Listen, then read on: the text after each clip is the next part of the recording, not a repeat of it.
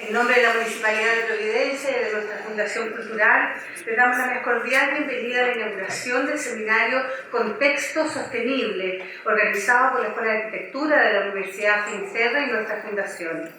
Emergencia climática, inteligencia artificial y urbanismo sostenible son los temas centrales que se abordarán durante 3 días en este relevante encuentro.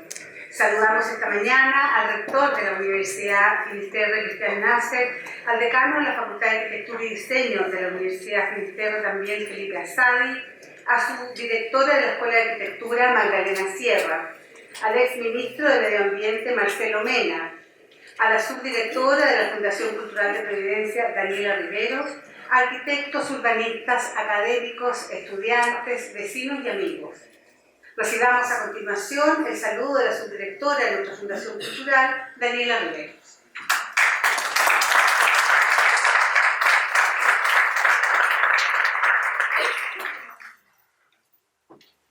Muy buenos días. Como Fundación Cultural de Providencia, estamos muy contentos de recibir a la Escuela de Arquitectura de la Universidad Finisterre, institución con la que trabajamos en conjunto en diferentes áreas. Traigo un especial saludo para ustedes de la presidenta de nuestro directorio, Evelyn Matei, que lamentablemente no pudo acompañarnos hoy. Para nosotros, reflexionar sobre soluciones a los problemas del cambio climático desde el ámbito urbano es un tremendo aporte cultural que queremos impulsar y por ello esperamos que este sea el primero de otros encuentros. Solo desearle éxito en estos 3 días.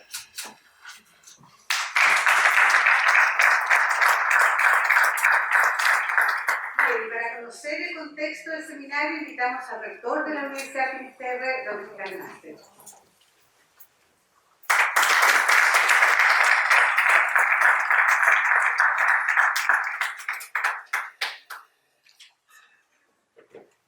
Muy buenos días a todos.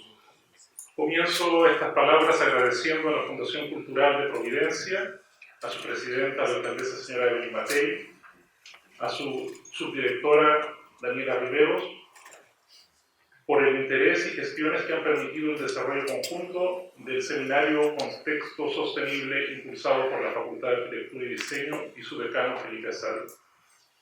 Un encuentro de 3 días en que se analizarán 3 desafíos para la sociedad chilena y también a nivel global.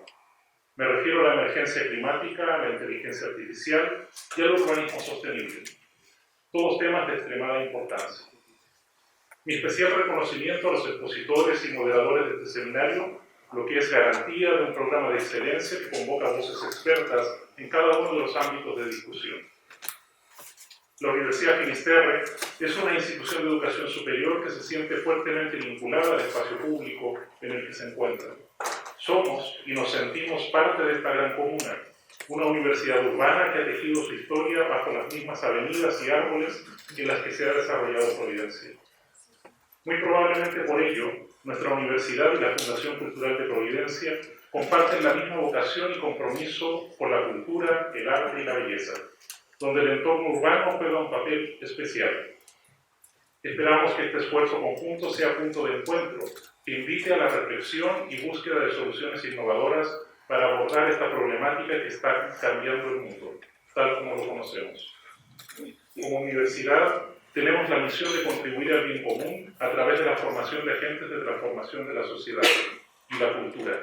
Hombres y mujeres profesionales que actúan conforme a nuestro lema, Vincem bonum male, vencer el mal con el bien, pero también a través de la vinculación con el medio, con el entorno que nos rodea, sus necesidades y sus anhelos. Sea este un espacio para poder dar cabida a la función tan propia de las universidades. Estoy seguro que durante estas 3 jornadas surgirán ideas, propuestas y reflexiones que permitirán contribuir con talento al desafío que nos convoca. Les auguro un muy buen trabajo. Muchas gracias.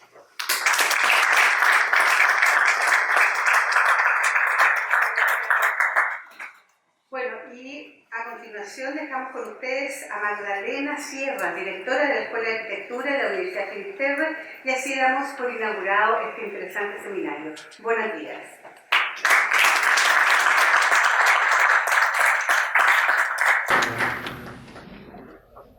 Hola a todos. Muchas gracias por participar, por estar acá acompañándonos en este nuevo seminario. Señora Daniela Rivero, subdirectora de la Fundación Cultural de Providencia, señor Cristian Nasser, rector de la Universidad Finisterre, señor Felipe Asadi, decano de la Facultad de Arquitectura y Diseño de la Universidad Finisterre, directivos, docentes, estudiantes, panelistas y público en general que nos acompaña. No es novedad que estamos en un momento crítico medioambientalmente. Hace algunas semanas el secretario general de las Naciones Unidas advirtió: la era del calentamiento global ha terminado, la era de la ebullición global ha llegado, haciendo alusión a las temperaturas récords registradas en Europa y Estados Unidos en los últimos meses. Nos enfrentamos a fenómenos como las islas de calor urbano, estrés térmico ambiental, el aumento de las temperaturas del suelo y del mar, la contaminación del aire y los recursos hídricos. Está de sobra volver a decir que nuestro planeta está ante una emergencia y desde el contexto de la academia no podemos quedarnos al margen de la discusión. Debemos reflexionar el tema y proponer estrategias que nos permitan enfrentar el cambio que estamos experimentando. Es en este contexto que surge este seminario. Como Escuela de Arquitectura, en el marco del Plan de Innovación Curricular que hemos desarrollado hace ya unos años, hemos dejado instalado este seminario como una práctica académica propia del plan de estudio. Y en esta primera versión quisimos reunir a expertos de distintos ámbitos de la sostenibilidad que entregarán su visión de la realidad actual para que como arquitectos y diseñadores podamos nutrirnos de múltiples disciplinas, primero para comprender de manera integrada el asunto y luego para ser capaces de repensar el futuro de nuestras ciudades y las sociedades que en ellas habitan, desde el ámbito medioambiental, económico y social. Hoy comenzamos el seminario Contexto Sostenible, en el cual durante 3 días escucharemos y discutiremos, por un lado, sobre emergencia climática, desde temas como el futuro de las costas, las crisis hídricas y sus desafíos. Por otro lado, propuestas y procesos innovadores desde la mirada de la economía y el diseño circular, inteligencia artificial y su impacto en las industrias creativas. Y finalizaremos con el ámbito de propuestas de arquitectura y urbanismo sostenible, con temas que incluyen la conservación de los lagos patagónicos, las nuevas edificaciones en madera y los desafíos del cambio climático en las ciudades, entre otros temas. Marcelo Mena, Patricio Winkler, Rafael Palacios, Guillermo González, Bernardita Marambio, Sebastián Errázuriz, Land Arquitectos, Gerardo Armanet, Fernando Marcone, Alex Godoy, Valentina Illich, Cristina Uve y Javier del Río. Para dar inicio al primer bloque de este seminario nos acompaña Marcelo Mena. Él es CEO de Global Methane Hub, esfuerzo filantrópico global que impulsa acciones orientadas a alcanzar las metas establecidas por el Global Methane Pledge, firmado por más de 110 países durante la COP26, que busca disminuir 30% las emisiones globales de metano al 2030.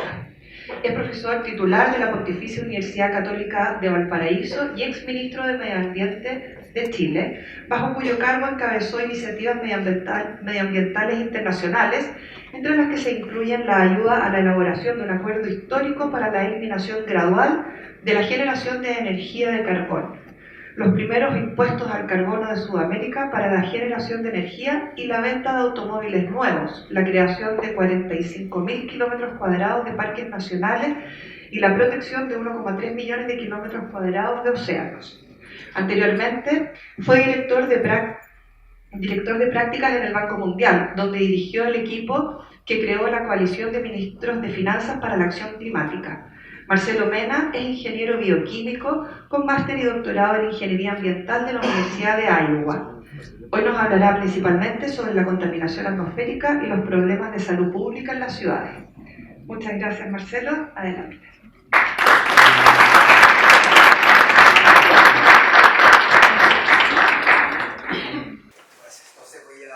Voy a hablar de contaminación atmosférica, por cierto, muchas gracias por la invitación, pero también del tema de la descarbonización y la carboneutralidad, fundamentalmente mitigación del cambio climático. Yo sé que el profesor Winkler va a hacer temas de adaptación fundamentalmente, y por lo tanto voy a hablar un poco de las metas de carboneutralidad de Chile y cómo se va internacionalizando con temas de descontaminación, entre otras cosas.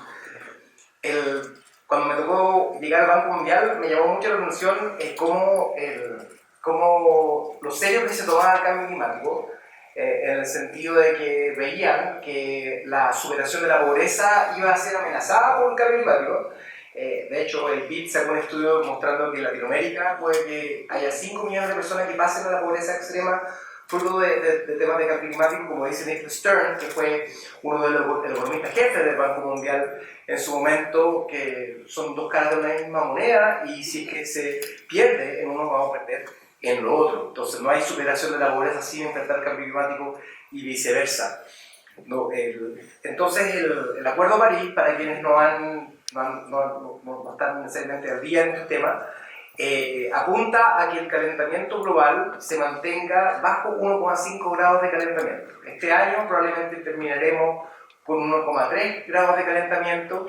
Para poder lograrlo, las emisiones y las capturas de carbono tienen que volarse a cero, o sea, carbono neutro, el planeta entero, al 2050, y las emisiones netas del planeta tienen que bajar a la mitad al 2030.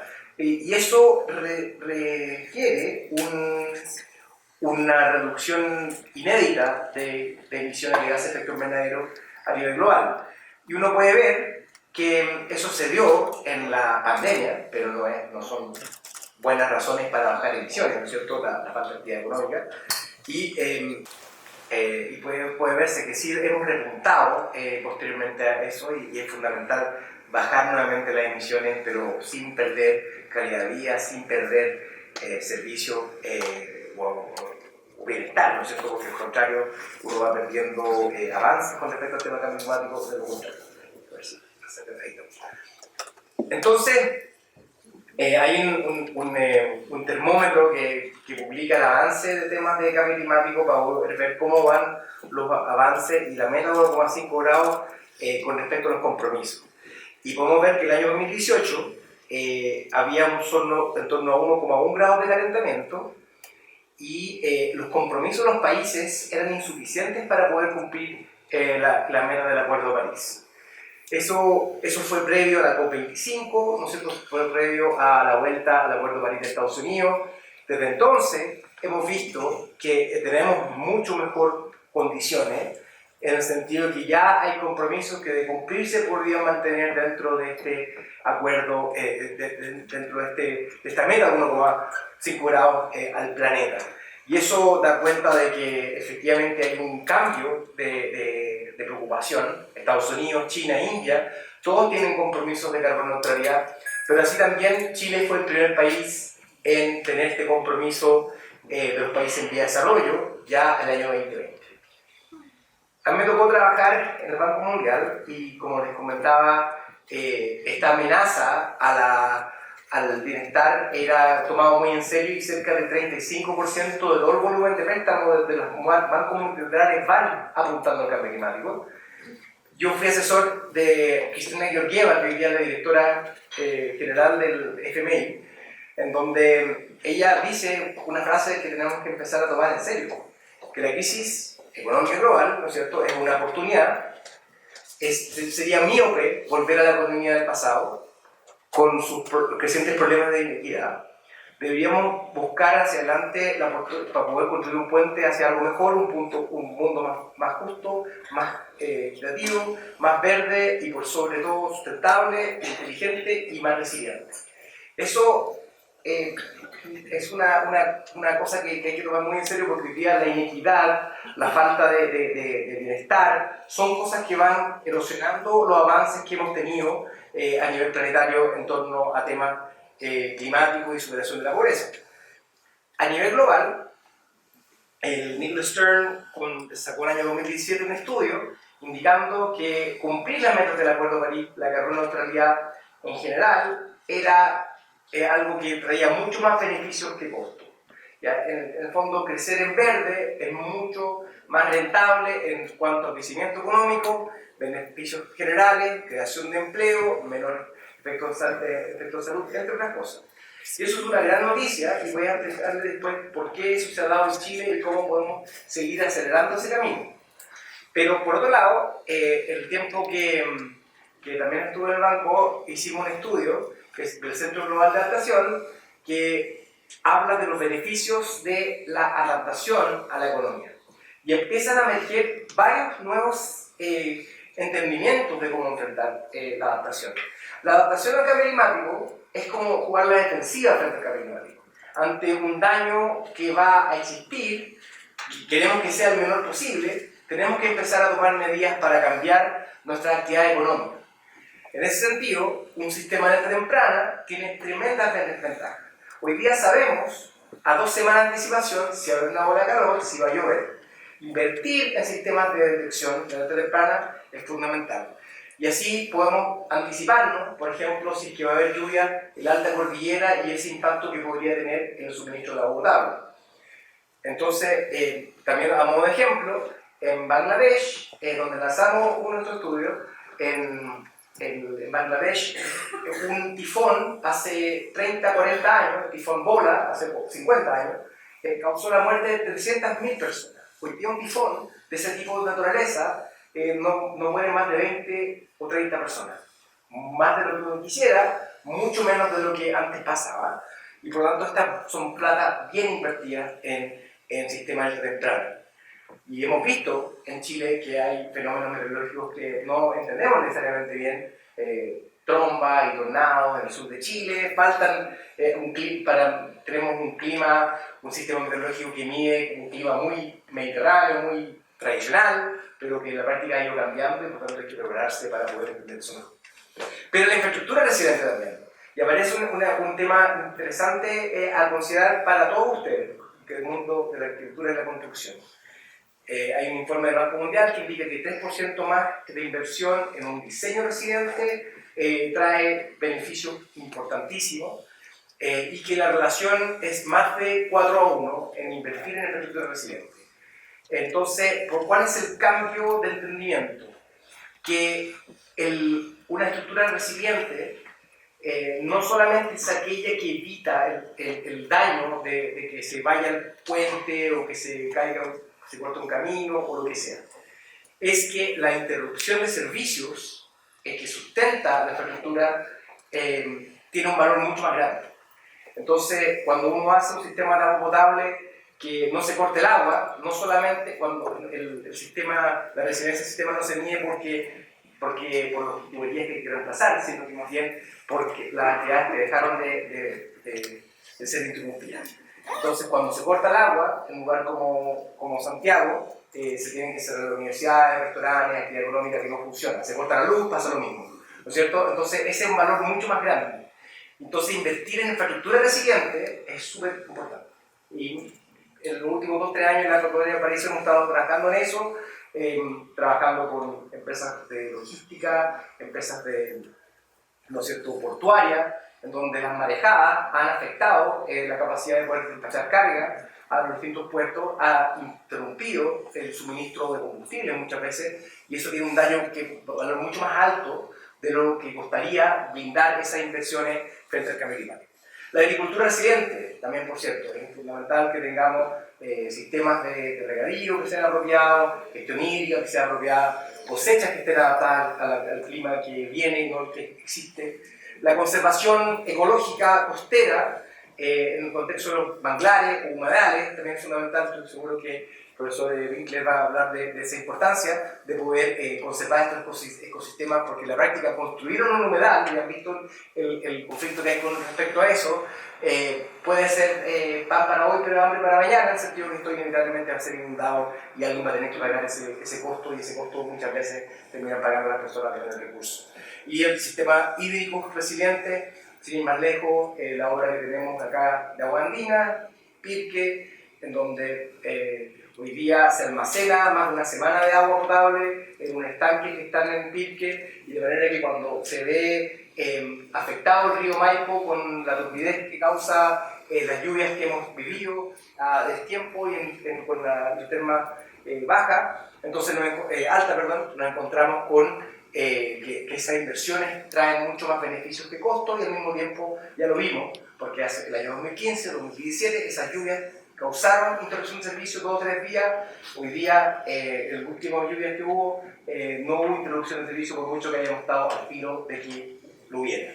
En donde hay un movimiento global que se adoptó recientemente en Montreal, la Cumbre de la Biodiversidad, que apunta a que se protejan 30% de los ecosistemas representativos del planeta.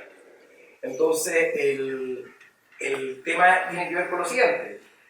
La conservación, por ejemplo, de ecosistemas terrestres permite establecer hábitat para especies polinizadoras.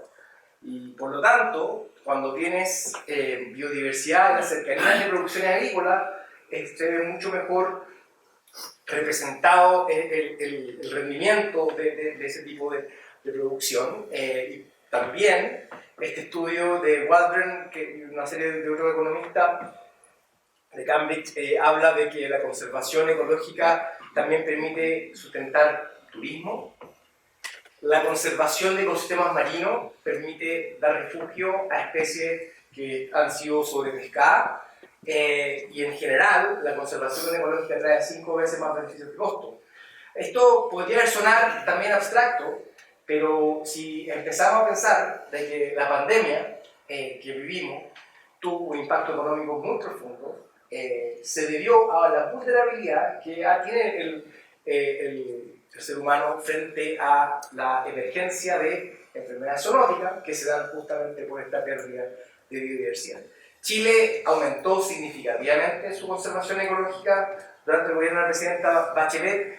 Hoy día estamos en un seminario junto con las dos exministros, yo y la Carolina Schmidt, y la actual ministra Maisa Rojas, de ver cómo vamos a continuar esta conservación a través de la creación del Servicio de Biodiversidad Protegida, que demoró 13 años en tramitarse, pero que hoy día es ley y ha sido, y hoy día va a cambiar un poco la mirada en la cual tenemos conservación ecológica.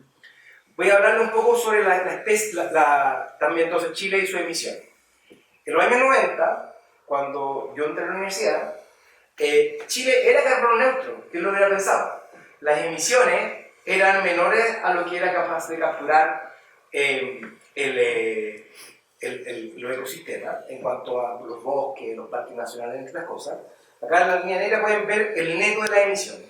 Pero en la década de 2000 empezó un crecimiento económico muy importante que trajo mucho bienestar, pero que por primera vez causó superar lo que era capaz de capturar.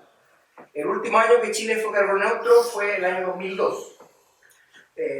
Chile 2002 era un país sustentable, probablemente no. Los niveles de contaminación atmosférica que tenían eran altísimos. Por lo tanto, quiero decir que la carboneutralidad es un buen inicio hacia un país más sustentable, pero no es un fin en sí, ni tampoco cumple todo lo que uno podría pensar que es un país más sustentable. En el año 2017 hubo una pérdida de la captura muy significativa, que se debió fundamentalmente a los incendios forestales, y por tanto, si de nuestra carboneutralidad depende de que frenemos los incendios forestales, va a ser súper importante que nos pongamos las pilas con enfrentarlos, porque el año 2023 también hemos perdido esa capacidad de captura y por tanto nos desacopla nuevamente de las emisiones de gases de efecto invernadero y nos aleja de la carboneutralidad. Entonces, quiero hablarles también de los dos caminos que puede tomar Chile en ese contexto.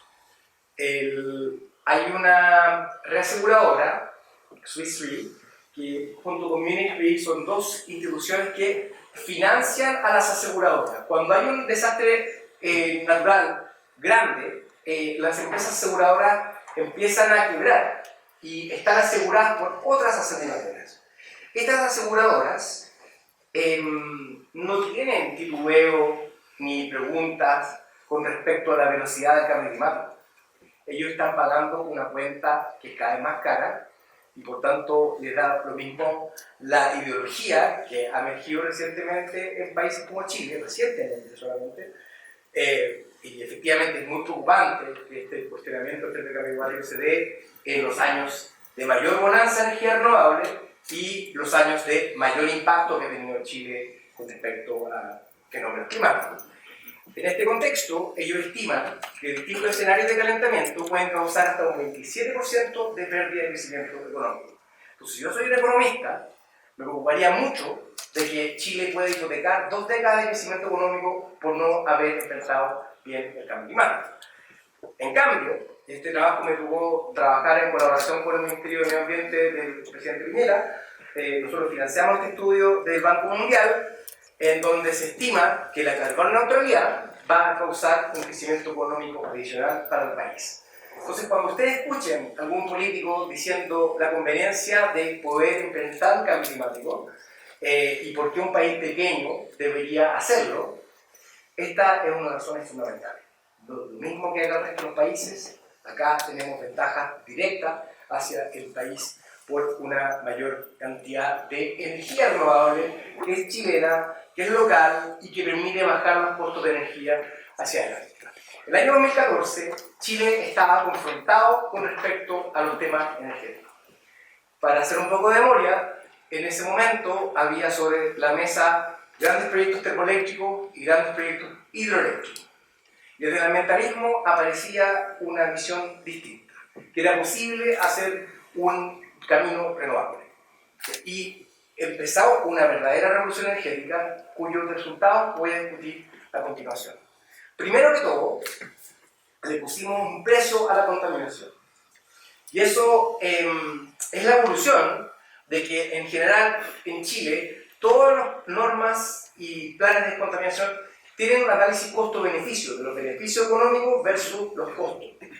Esa escuela de estimación de costos nos lleva a que tengamos un impuesto verde que está vigente en Chile desde el año 2000.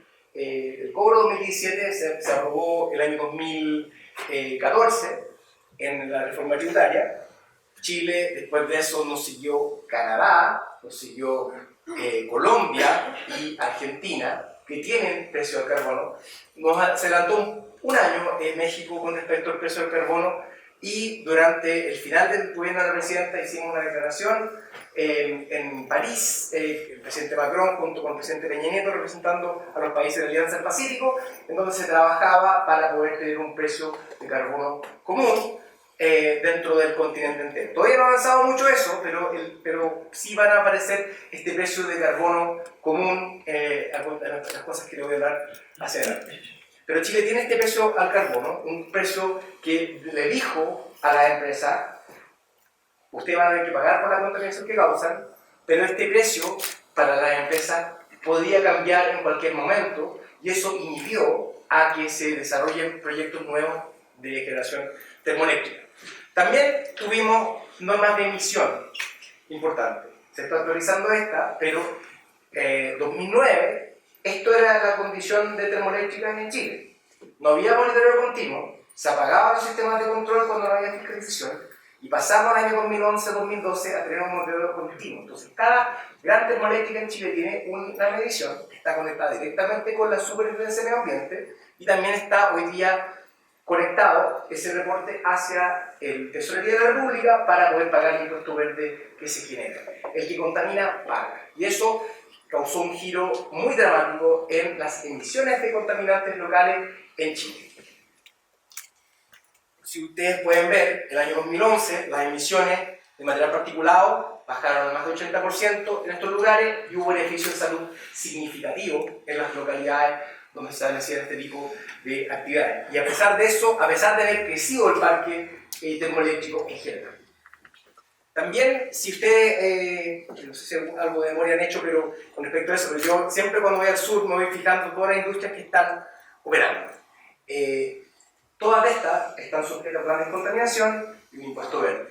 Y pueden ver que hay una reducción muy importante de los materiales particulados, de estas centrales de calderas, entre otras cosas, que se utilizaban para empresas como Grossi, Sugal, Yansa, Orastí o cualquier pesquera en el sur de Chile que antes ocupaba carbón para poder hacer las conservas, para hervir esos tomates, las salsas de tomates, entre otras cosas. Hoy día es mucho más limpio y han pasado a tecnología mucho más limpia. Esto es porque hay un impuesto verde que causó ese cambio. Entonces,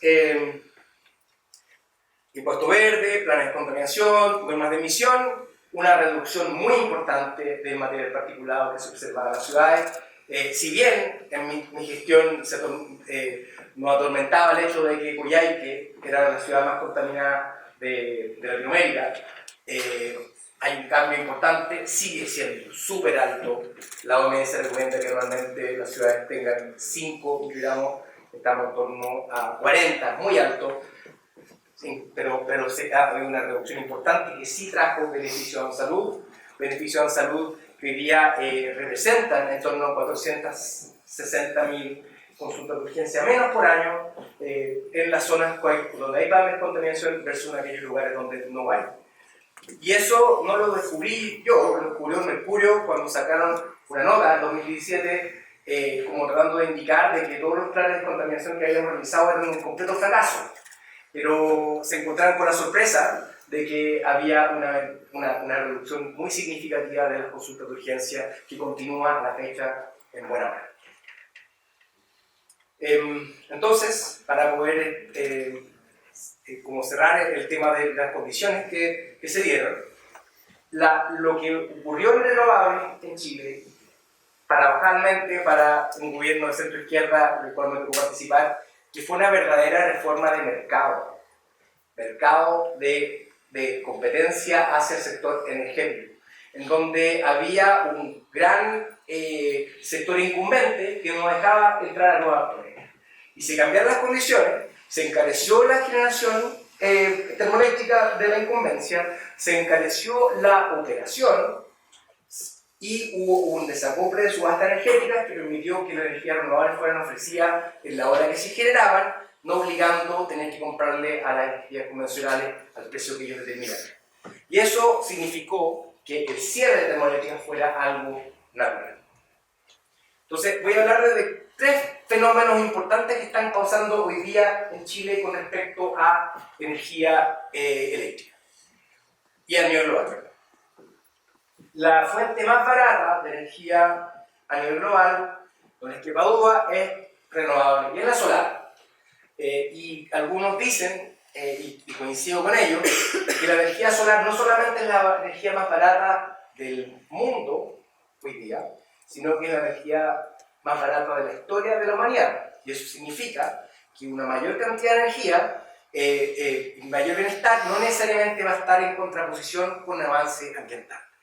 Y por tanto, la electrificación de los consumos, transporte, doméstico, calefacción, cocina, entre otras cosas, va alineado hacia una reducción de contaminación. 95% de la energía que se va a construir de acá al 2030, de acuerdo a la Agencia Internacional de Energía, va a ser renovable en el convencional, y eso está pasando en todo lugar del mundo. Entonces, si quiero hacer viene demanda nueva, solar fotovoltaico, lo más barato. Segundo, continuar operando una termoeléctrica a carbón o a gas natural o diésel es más caro que una solar fotovoltaica o eólica. Eso también es una gran ventaja. Y por tanto, es por eso que hemos visto este giro incluso en la empresa eléctrica más convencional. Tercero, la baja de batería, de los costos de batería, va a causar una segunda revolución. Esa costo de batería sigue siendo más o menos caro, pero en el corto plazo, al igual que toda la otra tecnología, va a empezar a bajar y vamos a ver qué desenlace puede tener eso. Entonces, en general, China, India, Alemania, hoy día es más barato construir una central solar fotovoltaica o eólica que continuar operando una central a carbón, a gas natural o diésel. Eso es una buena noticia. Entonces, voy a continuar un poquito más de eso. Y hay cosas que son importantes.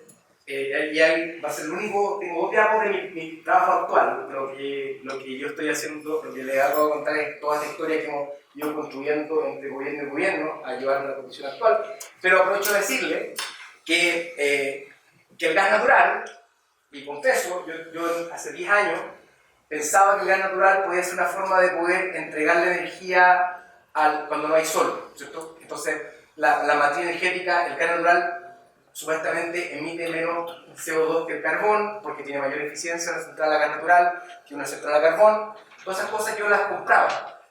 Pero empezó un trabajo, en los últimos 5 años, 6 años, empezando a ver cuánto daba la extracción de gas natural, y ese gas metano que se ventilaba está borrando rápidamente cualquier ventaja climática que podría tener el gas natural.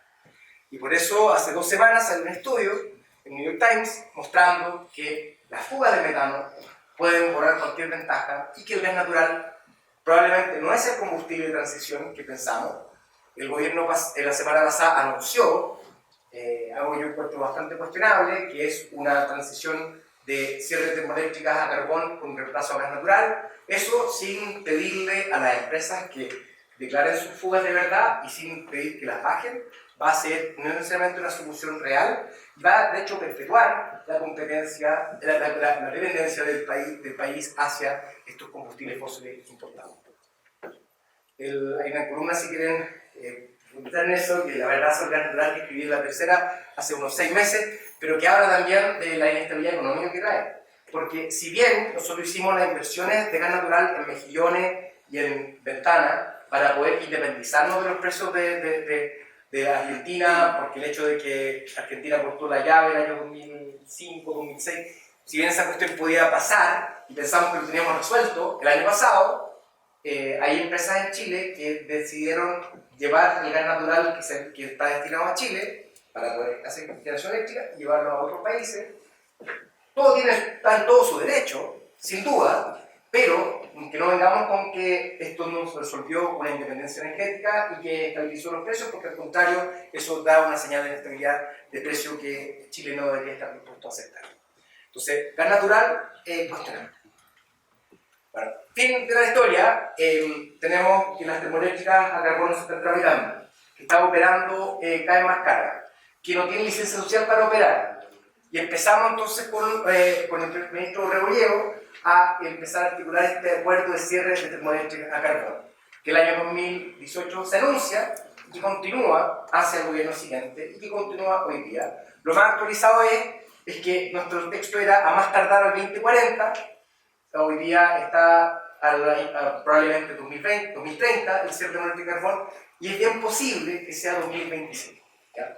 Entonces, hay un cambio muy importante. ¿Cómo se reemplaza esa energía?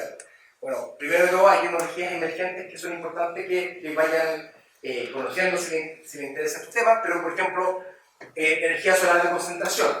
Es una energía que concentra la radiación solar en un punto donde hay sales fundidas. Estas sales fundidas al derretirse, ¿no es cierto?, tiene una gran cantidad de calor. Al refundirse son capaces de poder hacer actuar una turbina a vapor, como una termoeléctrica a carbón, pero en este contexto con un calor que fue entregado por el sol y por tanto puede funcionar 24/7. Es una gran ventaja.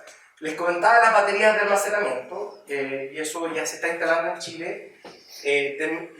Después tiene bombeo de almacenamiento. Este es un proyecto que esperemos que funcione pronto, si es que el gobierno modifica los incentivos para que esto funcione. Yo creo que sí va a ser así.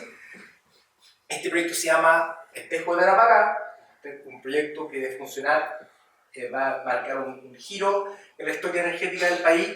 Esto está en la Caleta de San Marcos, en Cercarica, en donde se toma agua de sal durante el día, se bombea con energía abundante y barata, que es solar, y se permite almacenar en un reservorio que permite que esa energía potencial hoy día pueda hacer funcionar de noche una hidroeléctrica que podría generar costos de energía en torno a $60 por megawatt hora, lo que podría ser claramente más barato que lo que estamos haciendo hoy día.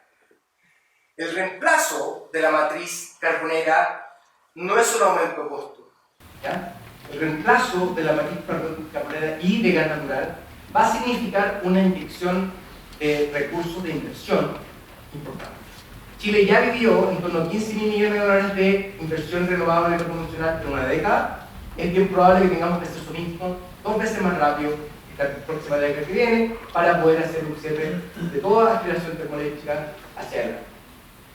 Acá hay un estudio, por ejemplo, de qué es lo que tendría que hacer Chile para poder cerrar la central de carbono en 2025. Entonces esto hay que cambiar el léxico. El cierre de termoeléctrica de carbón que aparece acá es reemplazado por más de $11.000 millones de inversión en renovable no convencional que generan empleo, bajan los costos de energía hacia adelante. Las inversiones que se pueden hacer. Hay un cambio de paradigma que está pasando y que ha anunciado el gobierno, que ya va a dejar de ser neutro frente a la tecnología y va a empezar a fomentar algunas emisiones en específico. Lo que está pasando hoy día es que de día tenemos energía cada vez más barata. Solar fotovoltaica casi a costo cero, muchas horas que se suministran a 15 o 10 dólares por megawatt hora, ultra barato. Pero de noche tenemos las reglas de la incumbencia. Tenemos carbón, diésel, gas natural.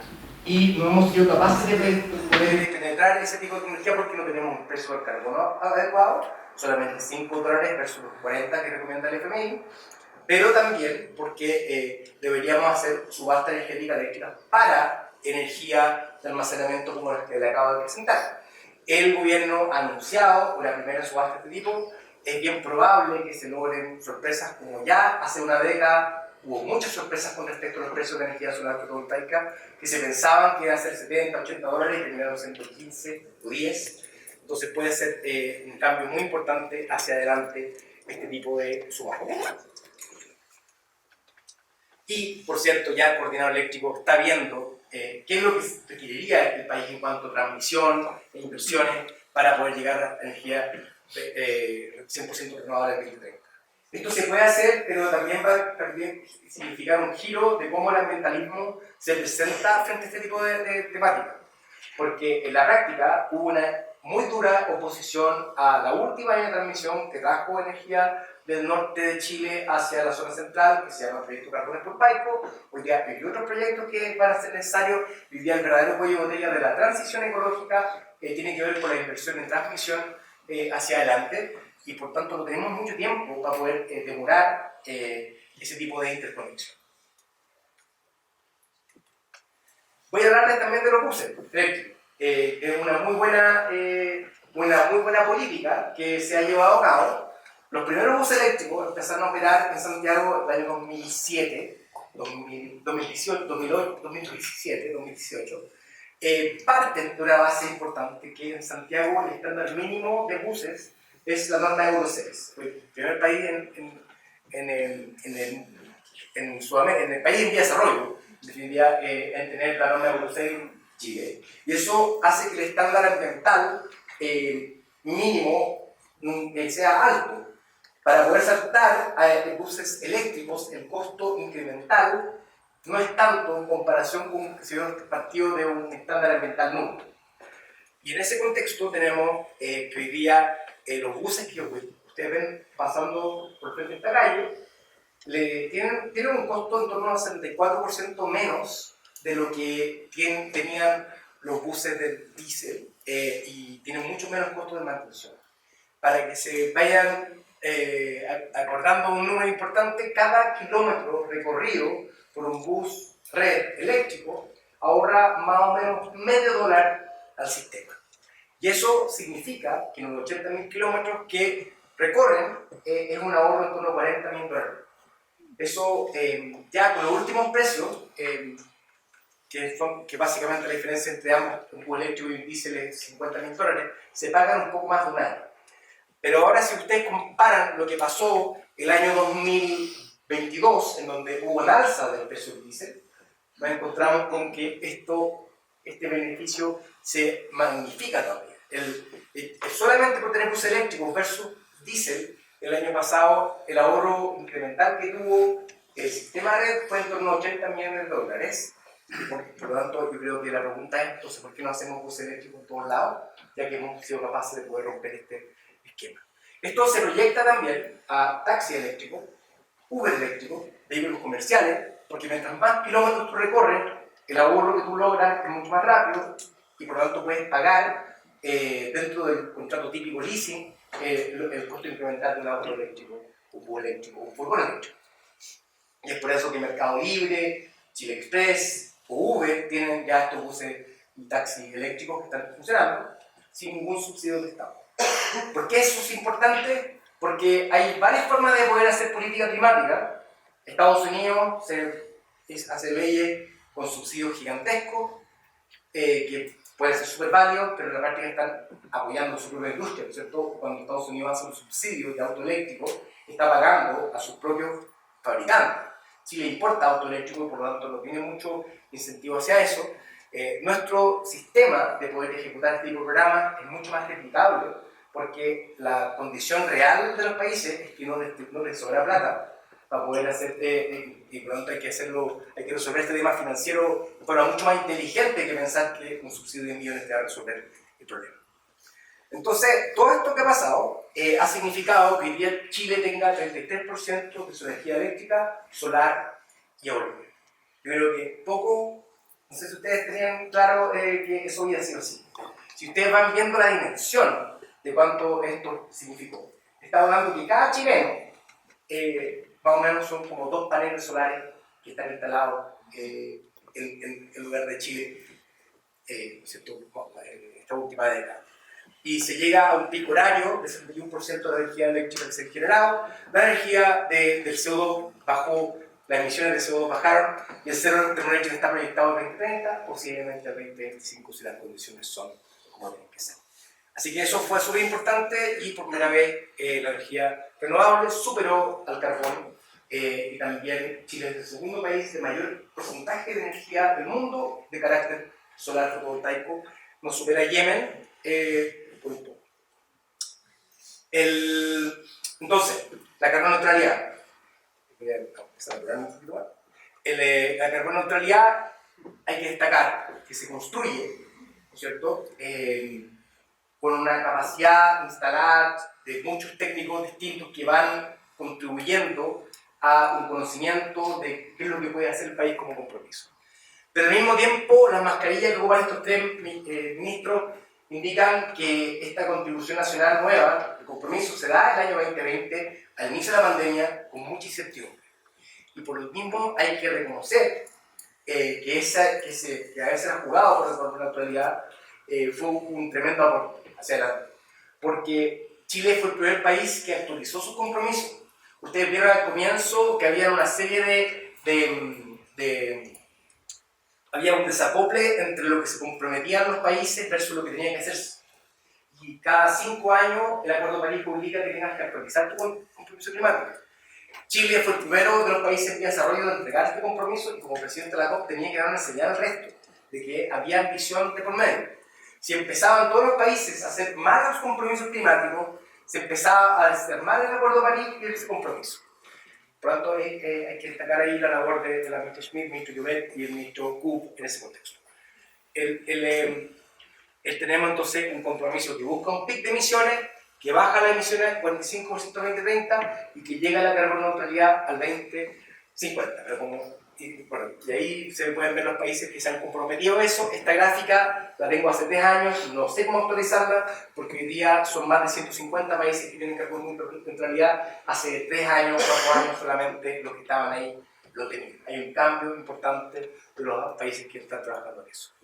Para poder lograrlo, las emisiones versus los subsidios tienen que ser iguales a 0.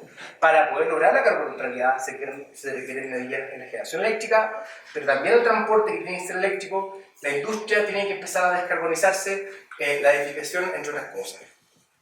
Y la minería también es importante. Entonces, las medidas que tiene Chile para carboneutralidad, hay una cuestión que se llama la curva MAC, ¿ya? Que tiene que ver con el VAN, ¿no es cierto? Básicamente la rentabilidad, el valor per neto de un proyecto o de una medida en este caso, dividido por las emisiones reducidas.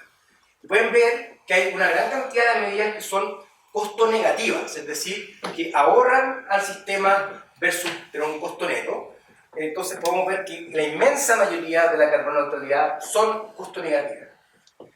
Pueden ver que también dependemos mucho de la electromovilidad, que va a ser muy importante, porque una de las cosas que está borrando lo que estamos avanzando en cambio climático, que ese 25% de emisiones de menos en CO2 del sector termoeléctrico va siendo borrado por una alza de parque vehicular cada vez más eficiente. Entonces la electrificación del transporte va a ser fundamental. Taxis eléctricos son más rentables, pero son menos. Acá está básicamente el área representa la reducción de emisiones en términos generales, ¿no es cierto? Y podemos ver medidas como el transporte eléctrico, calefacción eléctrica, entre otras cosas. Entonces, en suma, tanto la Católica, la Chile, SOFOFA, la Creadora de Chile, todos coinciden con que la carboneutralidad trae más beneficios impuestos y trae mayor crecimiento económico hacia adelante. Eso hace más cuestionable que algunos empiecen a poner dudas de cuánto Chile debería comprometerse, porque tenemos un consenso técnico-político que no es de los que tenemos poco en este país. En BID, el BID sacó un informe que dice que si adelantamos la carbono neutralidad, tenemos más crecimiento económico hacia adelante en buena medida. Pero ¿qué cosas podemos hacer para acelerar este proceso? Esta presentación es parte de una presentación que hice el año 2022 al Congreso Nacional para poder decir que deberíamos apuntar a una carbono neutralidad 2040 o 2050. Lo que logramos fue que el texto hoy día dice a más tardar 2050 la ley, pero igual está ahí. Unas cosas que faltan por hacer. Impuesto al carbono. Y viene pronto la reforma tributaria con respecto a eso. El FMI muestra que distintos tipos de precio al carbono podrían significar reducciones importantes de emisiones, mayor recaudación fiscal y con impactos bastante pequeños al crecimiento económico. La Coalición de Ministros de Hacienda por la Acción Climática que me tocó armar durante el Banco Mundial está compuesta por más de 60 países hoy día. Y ellos quisieron analizar cuál sería el impacto en reducción de emisiones de distintos precios al carbono. Y podemos ver que mientras mayor precio al carbono, tú puedes utilizar mayor reducción de emisiones en forma absoluta. Entonces, hoy día se sabe, porque ha sido presentado en términos parciales la reforma tributaria, que va a haber una reforma de impuestos verdes que va a estar mucho más alineado a este tipo de medida que la actual, que tiene un costo de precio del carbono mucho más bajo. A mí siempre le gusta a la gente recriminarme de que el precio del carbono es muy bajo, porque sin controlar la verdad es bajo lo que recomienda el FMI, pero resulta que yo me fui gobierno hace 5 años y ya ha habido varios gobiernos que ponían elevado este precio del carbono, y especialmente si uno va recordando hace mucho tiempo nosotros no pensamos en el año 2014 de que el precio del carbono iba a ser lo mismo en el 2023. Han pasado 9 años y hay que dar explicaciones por qué hemos querido seguir subsidiando precisamente la contaminación al no elevar este precio al carbono. Ahora voy a hablar de la parte final, que tiene que ver con la transformación energética de otro tipo de cosas, que algunos llaman un extractivismo 2.0, y estoy completamente en desacuerdo. La transición ecológica requiere mucho más minerales de lo que hoy día se está extrayendo. Todas las tecnologías de almacenamiento doméstico, centrales solares o el tema de baterías de auto eléctrico, requiere más níquel, cadmio, cobalto, entre otras minerales. Y me tocó participar en este estudio del Banco Mundial que muestra que la demanda de cobre va a aumentar en forma importante. No suena mucho, 0%, pero acumulado en 20 años significa que se va a duplicar la cantidad de cobre requerida. Entonces, también una pregunta. ¿Vale la pena que Chile se comprometa a temas de mitigación? Por cierto, porque si el mundo entero cumple su promesa de poder enfrentar el cambio climático, se va a requerir mucho más cobre y litio. Pero ese cobre no puede ser cualquier cobre, ¿ya? Porque ya la Unión Europea ha empezado a decir que va a empezar a ponerle un impuesto a la contaminación de los productos importados a través de su ciclo de vida, y esto ya entra en efecto en octubre de este año 2023, en donde ellos quieren empezar a extrapolar las normas que ellos tienen que cumplir en forma propia hacia otros países. El cobre chileno no está en la mira, ¿ya? De hecho probablemente en el corto plazo esto no nos afecte, pero ya está sobre la mesa el hecho de que hay quienes van a poner un impuesto a la importación por las emisiones, como una medida que combina el proteccionismo con razones ambientales muy justificadas. Entonces, esto lo hacen fundamentalmente por el acero chino, pero perfectamente puede afectar el cobre chileno. ¿Por qué? Porque el cobre chileno tiene 3 kilos de CO2 por kilo de cobre de concentrado. 2/3 de esa huella proviene de la electricidad que se consume, y eso va a ser 100% renovable y por lo tanto es bien. Pero hay 1 kilo de CO2 por kilo de cobre que no hemos resuelto, que tiene que ver con el combustible que ocupan los camiones mineros. Entonces en esto entra el hidrógeno verde. El hidrógeno verde puede ser una tremenda solución. Tenemos que hacer las cosas bien, no tenemos que olvidar los errores del pasado, pero puede ser una tremenda ventaja. El hidrógeno verde, para hacer un poco de historia, es la transformación del agua en el fondo, que el agua que energéticamente está en un energético ya más agotado, tú le entregas energía a través de la electrólisis, ¿no es cierto?, del agua, con esa energía que viene, si la energía viene de energía renovable, es hidrógeno verde. Si viene de gas natural, es hidrógeno azul, y si es que tú tienes captura de carbono, entre otras cosas. Y el costo más importante del hidrógeno verde es el costo energético. Y como Chile tiene la energía más barata del mundo en la energía solar, entonces puede potencialmente brindar el hidrógeno verde más barato del mundo. ¿Por qué esto es importante? Porque tenemos que almacenar esta energía en un volumétricamente intenso o por kilo en forma intensa. Las baterías eléctricas no son densas energéticamente. Un auto eléctrico requiere más o menos un tercio de su peso, por lo menos, en batería, para autonomías que sabemos que todavía no son muy altas. 20 litros de benzina te pueden dar 400 kilómetros de autonomía.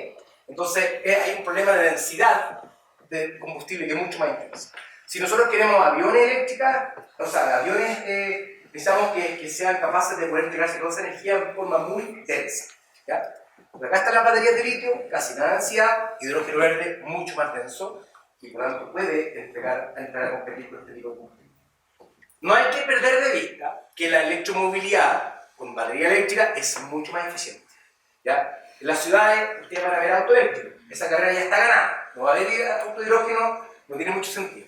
Pero hay todo cierto de ineficiencia en la producción de hidrógeno verde, electrólisis, compresión, el mismo motor de la celda de combustible, y por tanto solamente un 30% de eficiencia es la que realmente se logra, y por lo mismo se va a requerir por lo menos 3 veces más energía renovable para hidrógeno verde que para electromovilidad, para poder mover una rueda de auto.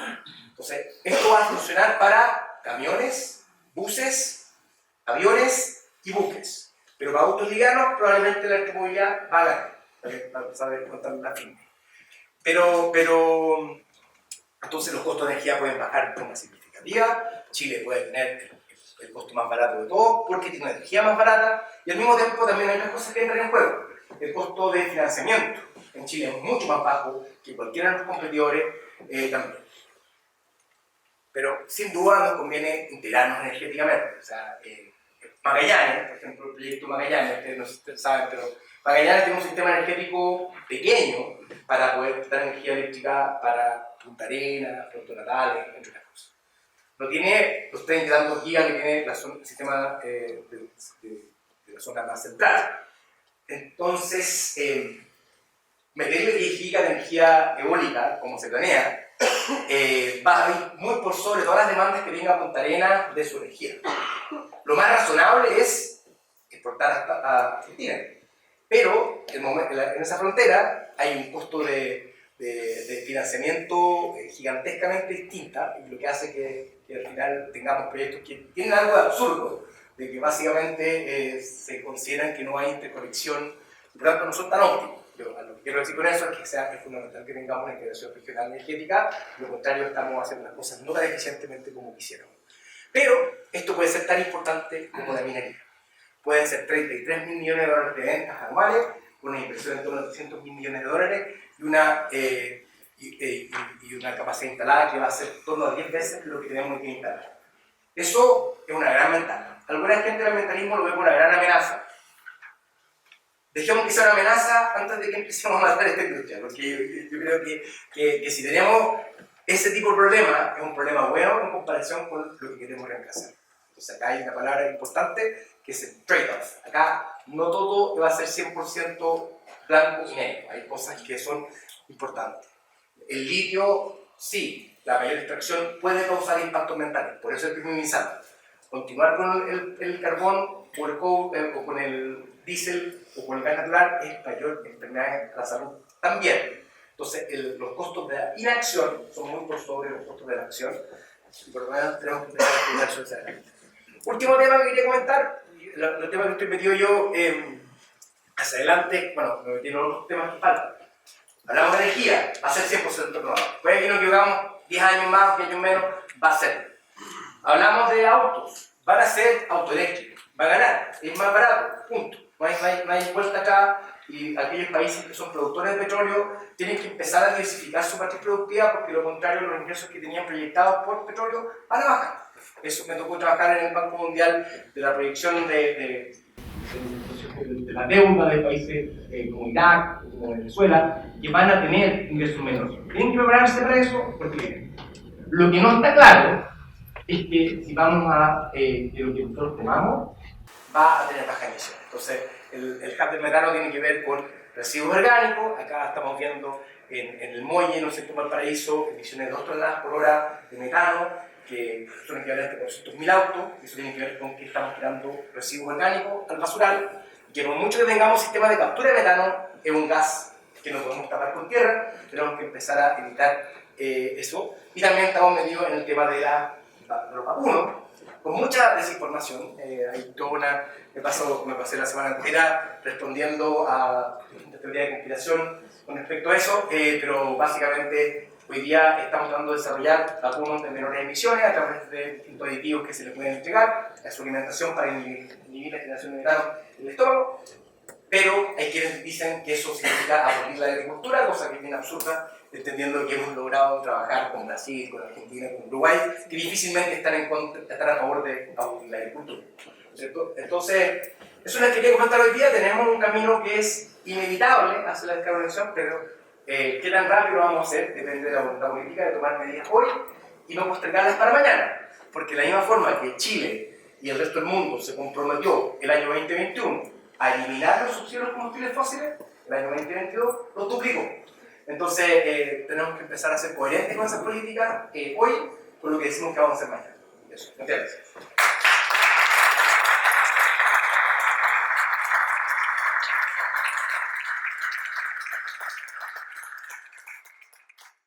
Marcelo, muchas gracias. Bueno, cosas muy interesantes, creo. Pero en términos yo creo que lo que nos preocupa más a nosotros es este equilibrio, ¿cierto?, entre la protección de ciertos ecosistemas versus la ocupación de espacios naturales para la construcción de plantas de energía solar, eólica, tener que llegar a estas necesidades energéticas que nos plantea, digamos, el desafío global. Tiene que ver con el rol más activo del Estado en la planificación. O sea, por ejemplo, Carbón Ecolpaico, que es la línea que parte desde Copiapó y que llega hasta el norte de Santiago, esa es básicamente, el Estado le dice, hágame esta línea y arréglesela, o sea, que permiso postal, pero al final no está dándole la herramienta al proyecto para poder minimizar impactos ambientales. Entonces ahora hay una ley de planta que permite hacer un trazado que vaya realizando menores impactos, que vaya alejándose de zonas de protección, entre otras cosas. Que el Estado diga, esto es lo que nosotros requerimos, más adelante vamos a darle todo el apoyo de participación ciudadana, de consulta indígena, de manera que ese proyecto que es estratégico para el país no se vea frenado. Al mismo tiempo, lo que se llama la evaluación ambiental estratégica, que está pidiéndose en la cuestión de Magallanes, es que se ordene dónde va a establecerse estas turbinas eólicas generales, porque 10 gigas de energía eólica son miles de turbinas eólicas. Y sabemos que hay en esa zona muchas especies de aves que son altamente vulnerables en su población. Por otro lado, hay 200 especies en el planeta y por lo tanto se son afectados con ese problema. Entonces, lo que está haciendo el gobierno está haciendo una línea base, está viendo dónde están estas especies para poder determinar cuáles son los lugares donde más se puede desarrollar eso. Porque el problema es que si tú no ayudas, no acompañas, al final te quedas mirando como espectador un conflicto ambiental que podría haber evitado si tú hubieras sido capaz de poder anticiparte un poco al conflicto. Lamentablemente, igual se perdió un periodo, la ley de Tranca, que permite la evolución de la transmisión, está vigente el año 2016. No se aplicó más este proceso nuevo, hay que pensar para poder tener un mejor trazado de líneas de transmisión con ningún impacto. me llama la atención el tema de los rellenos sanitarios. Bueno, por muchos años se nos predicó que el relleno sanitario era la solución óptima para el manejo de los residuos, ¿no es cierto?, versus los basurales tradicionales, incluso los rellenos por autorización sanitaria. El relleno era ya lo óptimo. Y para precisamente prever este tema de las emisiones de metano, además de los líquidos percolados que se sacan, ¿no es cierto?, en el mismo sistema, pero para obviar el tema del metano era que después de cada capa de residuos diariamente se iban a cubrir con una capa de arcilla, de arena, etc. Y lo que no se podía controlar, se sacaba un ducto, ¿no es cierto?, para inyectar el gas metano a las cañerías de distribución de gas, que era la experiencia, y lo que no se sacaba por una famosa llamita eterna encendida. Entonces, versus eso hay otros estudios que dicen que de los lagos contaminados por procesos de eutroficación, etc., también se genera mucho metano. Entonces, ¿cuál es la verdad oficial? Sí, es interesante porque cuando yo salí de la U, cuando fui profe, también cuando recién salí de doctorado, yo llevaba a mi alumno a KTM, ¿no es cierto?, y veíamos cómo se capturaba metano y cómo se podía generar en torno a 20-30 megas de energía eléctrica al sistema hídrico. Pero el catastro que hicimos con Carlos Macro, que salió ayer en Mercurio, nos da cuenta de que sí, esos proyectos probablemente son de menor impacto ambiental, pero hay mucho, como el Molle, que sí tiene mucho menor población y no tienen necesariamente ese tipo de control, y el hecho de que el mecanismo de desarrollo limpio que financió esa antorcha haya bajado su precio significó que la captura de metano empezó a bajar en Chile, empezó un alza de emisiones de metano. Por otro lado, nos dimos cuenta de que muchas de las emisiones son mucho más altas de lo que se pensaba teóricamente. Cuando tú ves esto, cuando nosotros nos juntamos con los operadores del Molle, para ellos es una gran ventaja poder ver lo que antes era invisible, porque es un gas. Entonces, lo real es que las dos verdades son reales. Era mejor eso que una cuestión abierta, pero no es mejor que compostaje, no es mejor que digestión derechamente. Entonces, por lo tanto, mañana el gobierno ingresa al proyecto de ley la ley de residuos orgánicos, que va a prohibir globalmente la disposición final de residuos orgánicos de relleno sanitario, para empezar a ocupar otra solución. Pero para solucionarlo, tenemos que solucionar una pregunta muy difícil, que tiene que ver con la disposición de la basura. Hoy día 2/3 de la vivienda en Chile no pagan por su disposición de basura. Y todo lo que hagamos va a tener que ser sin costo adicional a la disposición final. Lo que se puede hacer, el impuesto verde y su compensación va a permitirlo, pero se abre una discusión entera. Entonces, todo no ha cambiado con respecto al relleno sanitario. Lo que pasa es que ese 40% que se jugaba, desde que sabemos hace 30 años, puede ser 2 toneladas de CO2, en el caso de Argentina, 28 toneladas de CO2 en metano por hora, y llevar a 1,4 millones de autos en Buenos Aires. Por eso estamos trabajando en grandes regiones sanitarios del mundo para poder abordar eso. Me queda una duda respecto al tema de las baterías, la batería de litio y todo, pero en términos de cómo eso después se reutiliza y ver de qué manera eso tiene un fin que no termina siendo más problema que problema que soluciona. Un auto eléctrico requiere 50 kilos de materiales adicionales para poder hacerlo, ¿ya? Suena como harto, pero si uno compara, un auto consume en torno a 2.000 litros de benzina al año, que significa contaminar 4.000 litros de agua, en lugares que tampoco digamos que sobra el agua, como el caso del Medio Oriente, ¿no es cierto? Entonces nos encontramos con que hay que compensar eso. Por lo tanto, lo que yo visualizo que puede decir que es importante y ya está dando en ciertas luces en la Unión Europea. Cuando el presidente Boric el nombre de la cuando firman un acuerdo de suministro de minerales, de hidrógeno verde, etc., el ambientalismo se empieza a preocupar. Pero lo que está debajo de eso es que hay un porcentaje de material reciclado que se exige en la proteína nueva que haya en la Unión Europea. Y por tanto, esta economía va a circular, va a ser más bien obligatoria.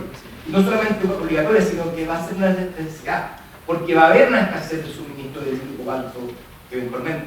Y el pobre virgen, de cierta forma, no va a competir con nuestros competidores nacionales, va a competir con el pobre esclavizado. Entonces, por lo tanto, Chile se limpia su cobre, o va a tener que empezar a competir con un cobre reciclado. Entonces, la economía reciclada tiene inherentemente eso. El primer paso natural, batería de auto, pasa a ser batería de una planta de almacenamiento de energía eléctrica. Eso es un paso que va. Y hay muchas empresas que están trabajando en el reciclaje, pero lo más natural va a ser un reciclaje para desmontar la batería, no necesariamente empezar a descomponer las componentes más básicas. Va a ser importante que tú puedas descomponer la batería hecha para ser reciclada. Eso es fundamental. Pero también, venía conversando con Felipe Azadía con respecto a eso, los autos eléctricos, si son todos los que pensamos que van a ser bancos de batería de almacenamiento gigantescos que hoy día no están considerados dentro de su aprovechamiento. La ley de electromovilidad permite que tú puedas vender la energía eléctrica del auto eléctrico a la red. Y eso va a pasar porque créanme, es bien probable que en la transmisión no van a llegar a ese punto. No se van a construir. Y por tanto la solución va a ser necesariamente el camino de menor resistencia. ¿Cuál va a ser ese camino de menor resistencia? Techos solares, batería eléctrica, y eso va a ser lo que va probablemente dar la energía que nadie esperaba que iba a haber, y por lo mismo, esa batería va a ser mucho más aprovechada de que en vez de estar estacionada 24 horas al día, solamente se utiliza. Bien, muchas gracias, Marcelo.